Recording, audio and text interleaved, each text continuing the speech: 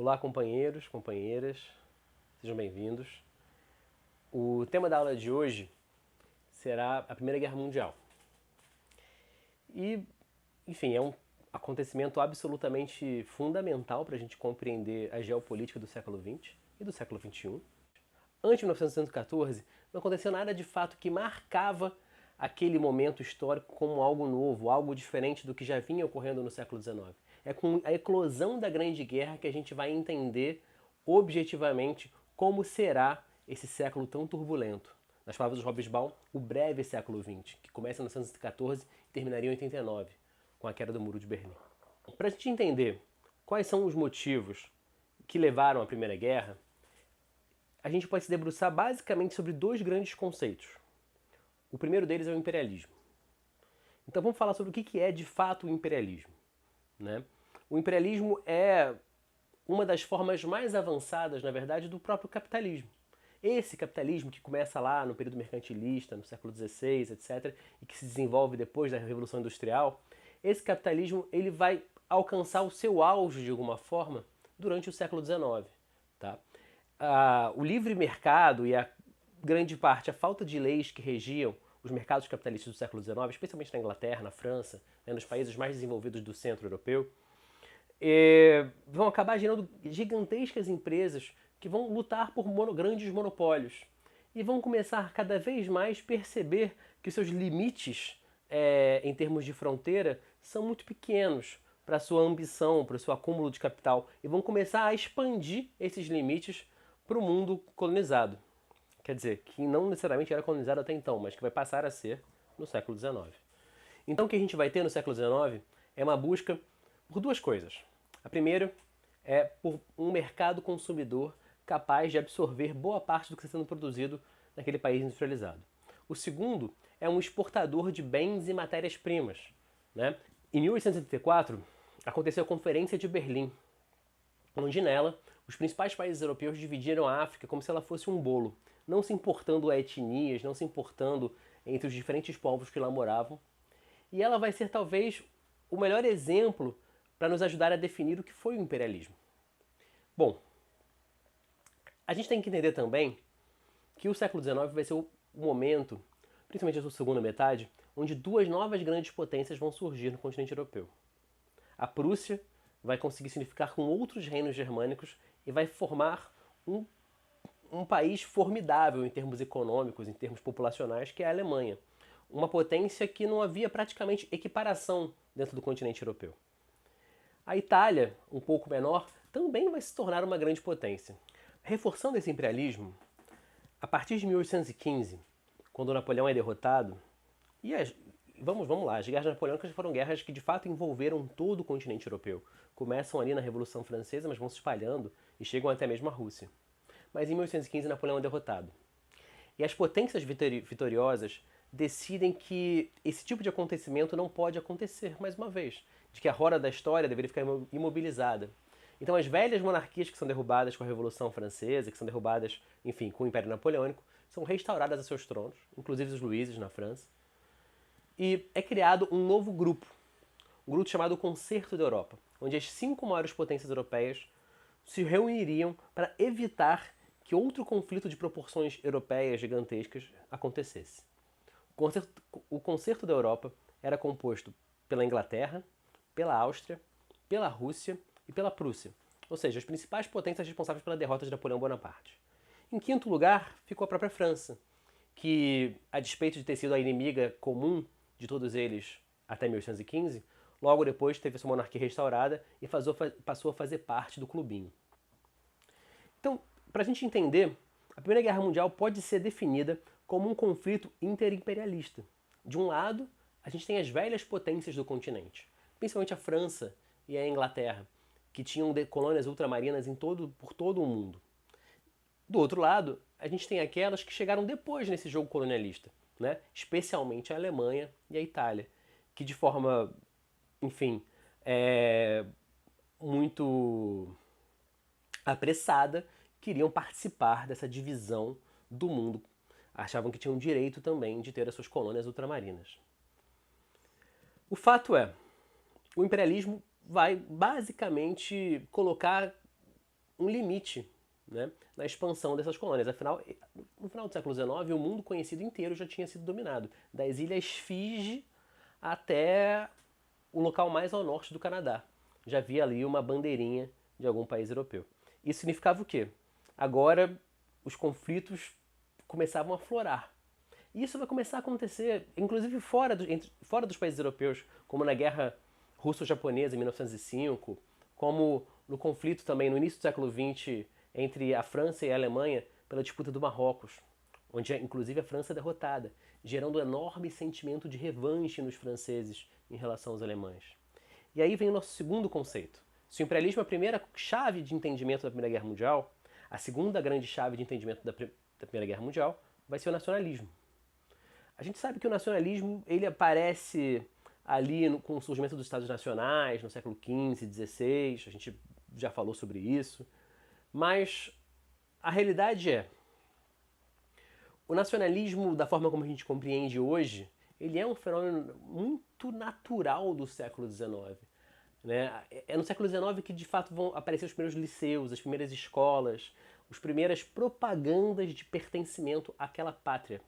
O próprio discurso civilizatório, o discurso que dava direito aos ingleses de barbaramente expandir o seu império ao redor do mundo, era um discurso profundamente nacionalista, de que os valores ingleses eram superiores, de que os valores ingleses deveriam suplantar aqueles dos...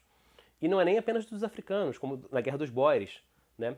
Onde a África do Sul, que era uma colônia da Holanda, é completamente destruída pelos ingleses. Então, a gente tem que pensar que o nacionalismo é esse germe que vai aos poucos ganhando força ao longo do século XIX e chega no século XX com muita força. Chega no século XX com uma coisa muito determinada mesmo. A Alemanha e a Itália, por exemplo, surgem graças ao nacionalismo. Um sentimento nacionalista alemão e um sentimento nacionalista italiano que não existiam. Né? A gente sabe que nenhuma fronteira de fato é natural. A Itália era um costurado de dezenas de reinos. Né? Havia, enfim, o reino da Sicília, havia o reino do Piemonte, enfim, havia E, no entanto, nem a língua em comum eles tinham, né? O italiano é o florentino massificado, mas cada um desses territórios da Itália tinha a sua própria língua. Bom, o fato é, chegamos no início do século XX com essa questão. Uma Europa absolutamente sem lugar para crescer as suas ambições capitalistas. E não há dúvida, a Primeira Guerra Mundial é uma guerra essencialmente capitalista. Como as pessoas novas no pedaço, a Itália e a Alemanha decidem fazer uma aliança.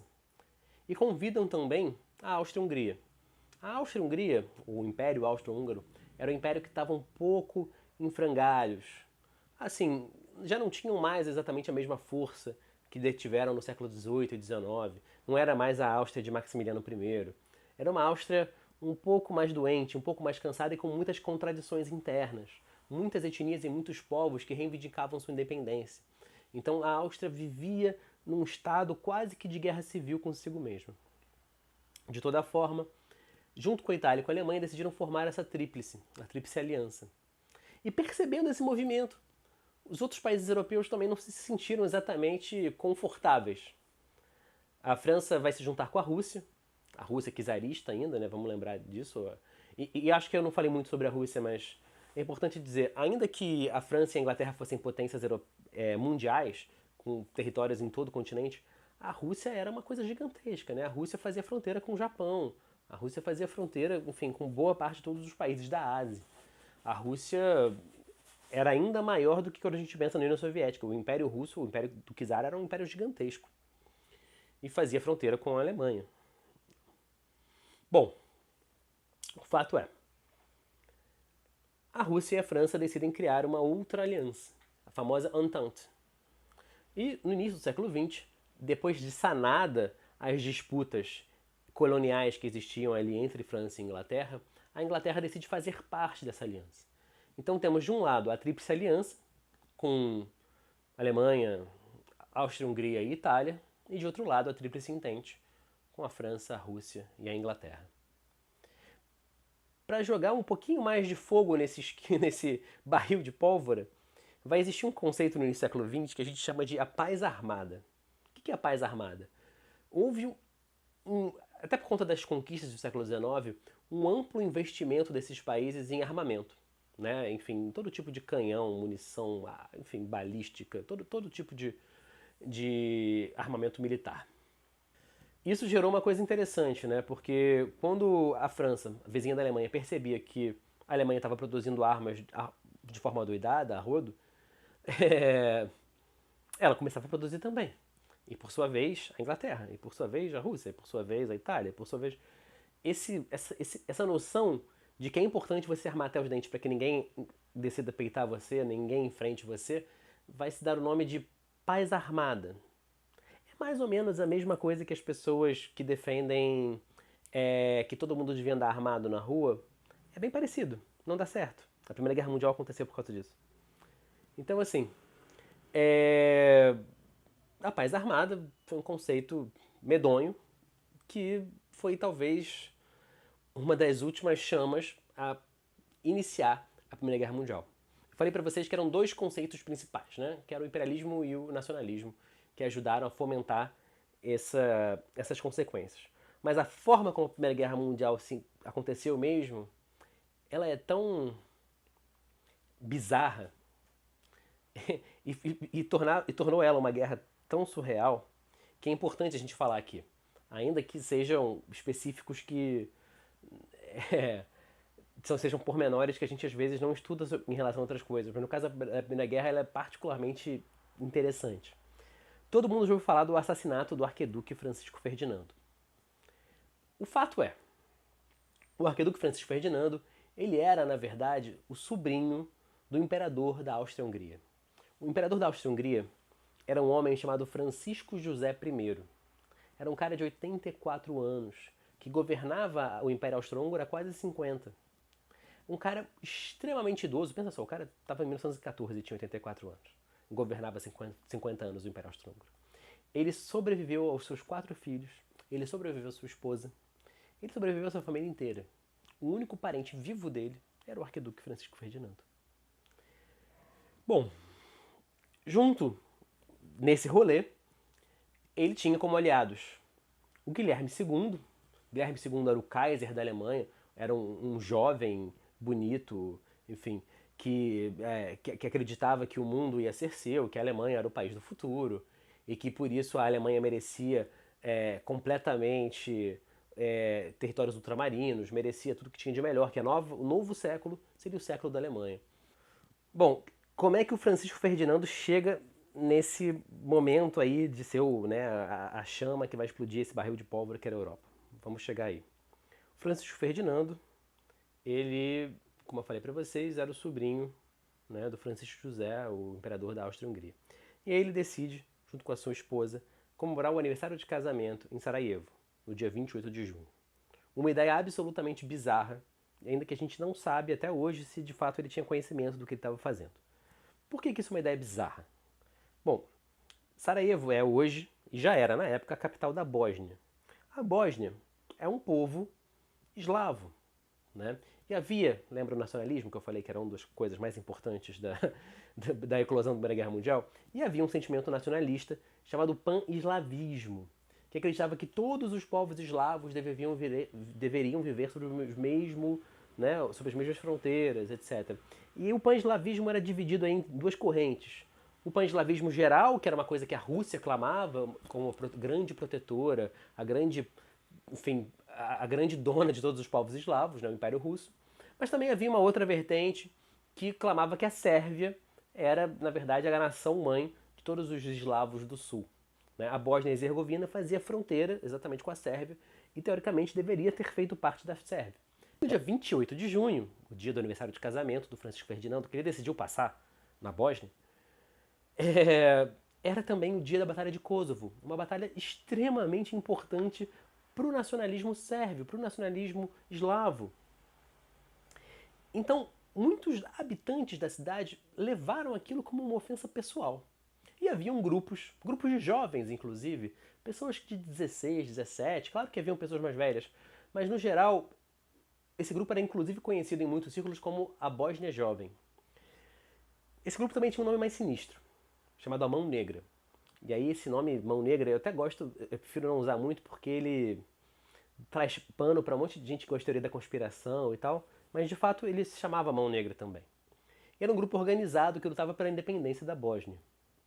E eles, sabendo da visita do Francisco Ferdinando, decidiram que era uma ótima oportunidade de assassiná-lo, para passar o seu recado, para mostrar para o Império Austro-Húngaro que eles queriam a independência da Bósnia, que eles queriam, ou no mínimo, que fossem anexados pela Sérvia. Bom, o fato é, quando Francisco Ferdinando decide fazer a sua passeata, né, a carro aberto, enfim, cumprimentando o seu futuro povo, seus futuros súditos, os membros da Mão Negra decidem jogar uma granada na passeata. Só que eles não são muito bons. Explode ali tudo em volta, mas o carro, na verdade, do Francisco Ferdinando fica incólume, fica tudo bem. Morrem vários cidadãos da Bósnia. E o Francisco Ferdinando entra numa de meu Deus, eu sofri um ataque, mas as pessoas se machucaram. Então, em vez de eu voltar imediatamente para Viena ou qualquer coisa do tipo, ele decide o quê? Ele decide ir visitar as vítimas desse atentado no hospital. Bom, o motorista dele veio com ele, era de Viena e não sabia andar em Sarajevo. Não sabia nada. E estava perdido na rua, procurando o hospital público onde as pessoas foram levadas, etc.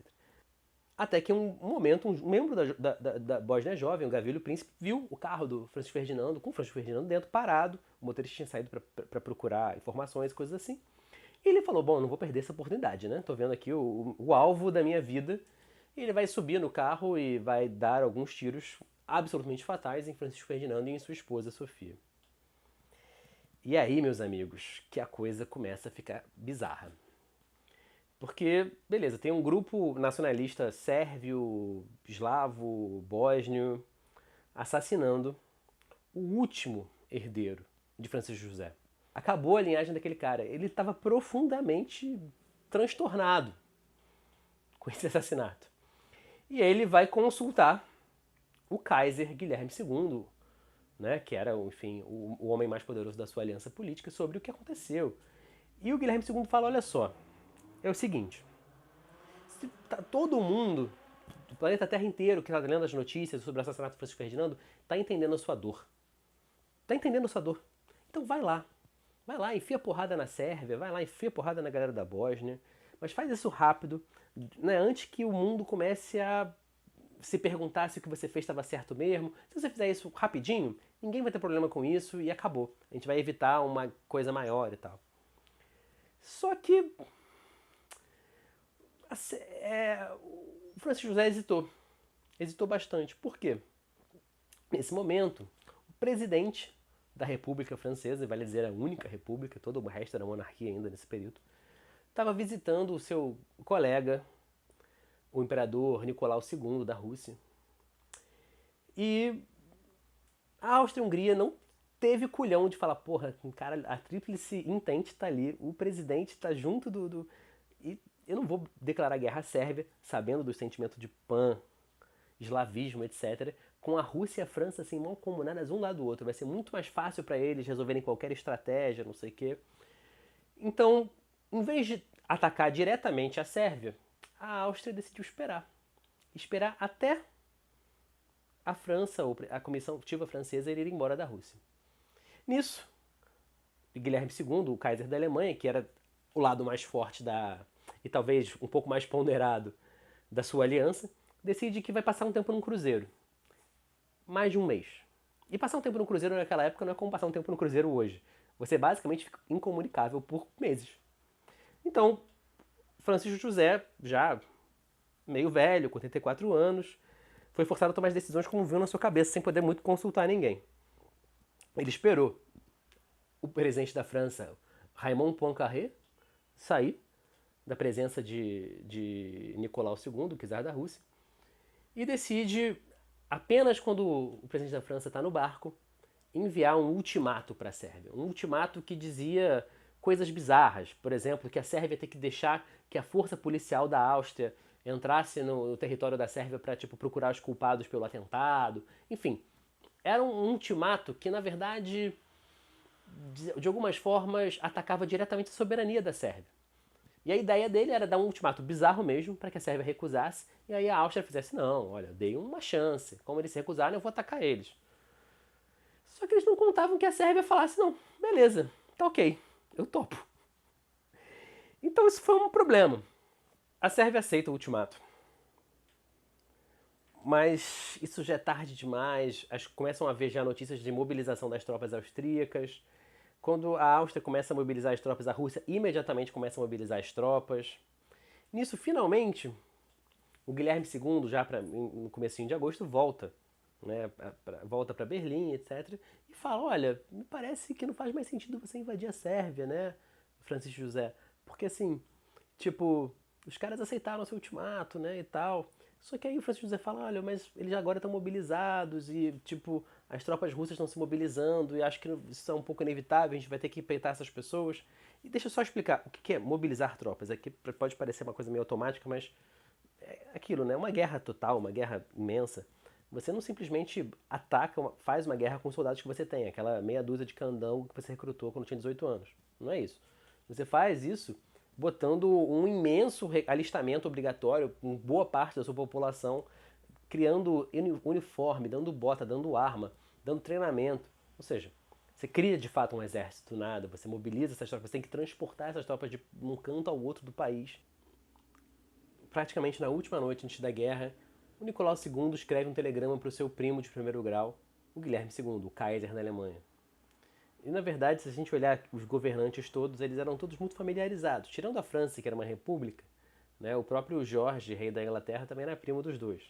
Então, realmente, haviam muitos casamentos comuns, havia, né, enfim, muitas trocas entre os diferentes reinos europeus. Nicolau II escreve o seguinte telegrama na noite anterior. Fico contente com o teu regresso. Regresso esse daquele cruzeiro. Nesse momento tão sério, peço-te que me ajudes. Uma guerra ignóbil foi declarada a um país fraco. A indignação da Rússia, da qual partilho totalmente, é enorme. Prevejo que cedo ficarei assoberbado pela pressão que me é incutida e que terei de tomar medidas extremas que levarão à guerra. Para tentar evitar uma calamidade, que é uma guerra europeia, imploro-te que, em nome de nossa antiga amizade, faça o que puderes para impedir que os teus aliados vão longe demais. E ele assina Niki, o Nicolau II. Bom, o fato é, a carta não vai servir para muita coisa, a Duma vai impedir Nicolau II de fazer qualquer... A Duma era basicamente o Conselho de Estado, era o órgão legislativo da Rússia na época, vai impedir, na verdade, que o Nicolau de fato desmobilizasse as tropas e basicamente, com a mobilização das tropas russas, a Alemanha decide declarar guerra oficialmente aos russos. E isso encadeia aquilo que a gente já esperava. Os russos eram aliados dos franceses, os franceses estavam com aquele sentimento nacionalista revanchista, decidem declarar guerra aos alemães, e por aí vai, até que as tríplices todas ficam entranhadas nessa guerra. Essa carta que eu li foi trocada em agosto, nos primeiros dias de agosto. Um mês depois, mais de 1 milhão de corpos estavam nos chãos europeus. E assim começou a Grande Guerra, o maior conflito armado que o mundo tinha visto até então. A partir da aula que vem a gente vai discutir um pouquinho mais sobre o que foi a Grande Guerra e, mais importante, a gente vai falar sobre as suas consequências políticas para os dias de hoje. Até lá! Não se esqueça de se inscrever, tocar o sininho e todas essas coisas que as pessoas no YouTube costumam pedir.